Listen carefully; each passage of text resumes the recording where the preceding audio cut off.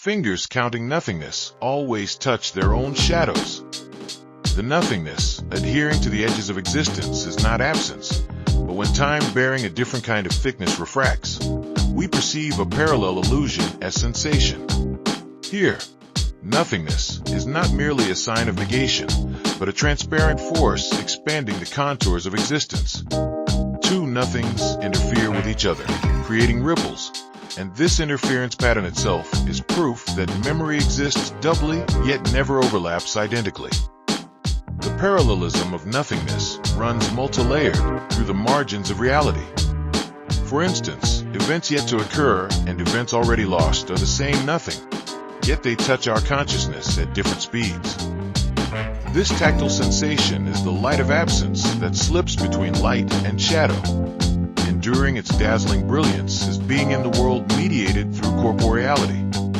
Being always stands back-to-back with non-being, and our thoughts slip into the fissure of that back-to-back stance. What we hear there is the silence that should resonate with nothing, yet resounds in parallel as an inaudible chorus. This sense of parallelism is the invisible pillar supporting existence, the revelatory intuition of existence's finitude within the fundamental anxiety that momentarily betrays language as language. When faint light walks in two parallel lines, we feel not that there is a hole there, but that the whole itself runs parallel to the path. It is not that presence and absence hold hands and run side by side. Rather, absence possesses its own independent road, traversing it quietly, that stillness being the densest sound.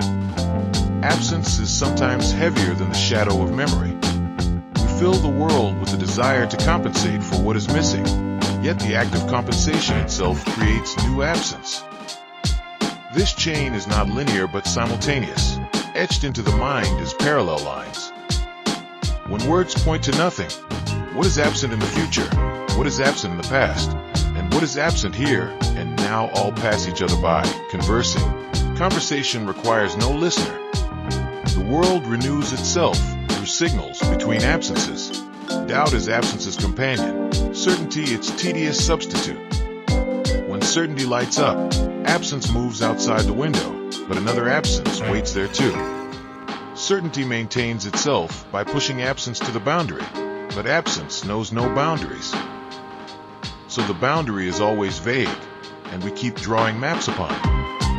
The sensation of nothingness running parallel is a choice that includes the absence of choice.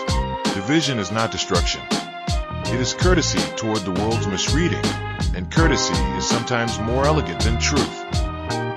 Nothingness leaves blank spaces instead of speaking to us. Only when we know nothingness runs parallel do we gain the courage to meet the gaze of the adjacent nothingness. Our gaze pierces the sky, meeting yet another nothingness beyond. What fills the hollow vessel is a liquid called absence. Without color or weight, it undeniably shifts the waterline of this consciousness. Standing before a mirror, the I that exists there and the non-existent I imprisoned beyond the glass coexist simultaneously. We exchange glances, yet those gazes are parallel rays that never intersect. He is the sum total of every choice I did not make, the antimatter essential to my proof of existence. The perfect harmony born when all the notes that never rang out equally assert their rights and contend against each other. The hollow left in a room after someone departs is not merely a lack of space. It is a vacuum shaped like that person, a sculpture that cannot be touched, seated there eternally. Absence speaks more eloquently of its outline than presence ever could. We all walk accompanied by the phantasmal return of virtual realities. The moment I chose right at that fork, another me was born, walking left. He is my nothingness, and I am his nothingness. Yet we traverse different phases of the same space-time, at the same speed, but in opposite directions. The occasional déjà vu is the spark when the shadow of myself walking that parallel world briefly overlaps. Our lives are solitary galaxies containing countless star systems, named What If. Zero is not impotence. It is the womb that conceives infinity, the sole coordinate where being and nothingness exchange a kiss.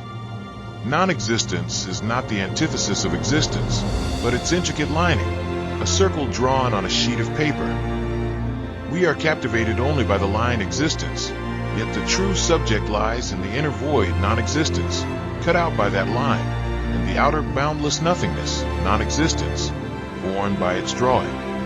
The circle is merely a temporary boundary drawn to define two nothings simultaneously. This strange, palpable sensation of nothingness flowing parallel right beside us. It is neither the pain of loss nor resignation to the void.